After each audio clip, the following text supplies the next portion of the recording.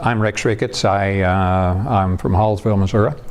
I am chairman of the Breed Improvement for the American International Charolais Association, and we're here in Blacksburg, Virginia for a listening and learning session.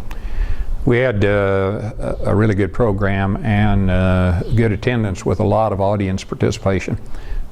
Great questions.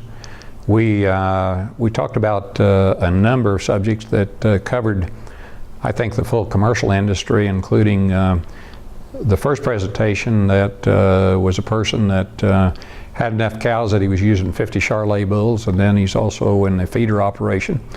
He's a member of the group owners of a number of livestock markets, and his perspective on the value of Charolais genetics in the commercial industry, and the fact that his experience with that, and he feeds all of his cattle out.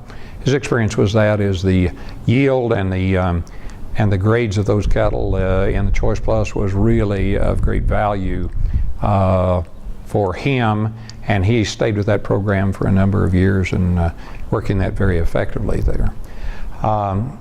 The follow-up on that, I think, is seeing some other opportunities of markets with U.S. premium beef and understanding how that works and their grades and the grade system. And we saw an awful lot of interest in that kind of discussion back east, which typically would be, not unlike Missouri, would be a number of small herds, and they saw an opportunity for that kind of fit and lots of questions about the whole system, and it was a great educational program from that arena.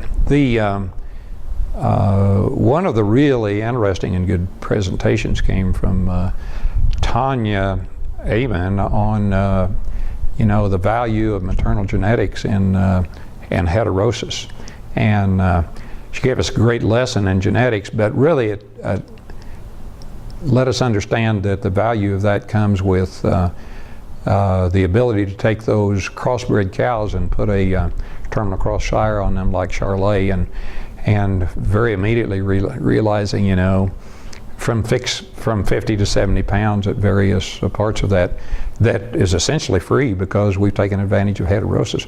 Plus the fact on those crossbred cows showing the improvement in early puberty and their ability to rebreed and increased milkability. So that had a lot of value as we moved through, and then we got into genetics more in the afternoon as we continue to talk about the need as we move forward with DNA tests and genomics, the need to really continue to submit our weaning weight, yearling weight, birth weight, all the phenotypic data, including carcass, because that's the backbone of the EPDs, and that's what we wrap around the genotypes that we use in the one-step genotype analysis.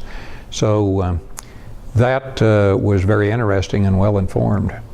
Maggie Smithy did a great job in then helping us and a lot of breeders here understand how simple it is to go online, utilize the data system, register animals, get that registration number back immediately, and then find some other reports, which there's a great number of, and information there on cow reports. So it was a session that showed a lot of audience interest. It generated a lot of audience questions, and it covered all the way from the cow-calf producer that's commercially involved in this industry, those that choose to feed and retain ownership all the way through, and the purebred seed stock are selling bulls to those. So I thought it was a great day. We had lots of interest, and the real value of this will be as we continue to see this viewed online and move this out through the industry.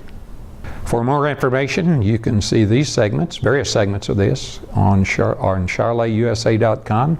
Hope you will find that on the web and enjoy the same information that we did.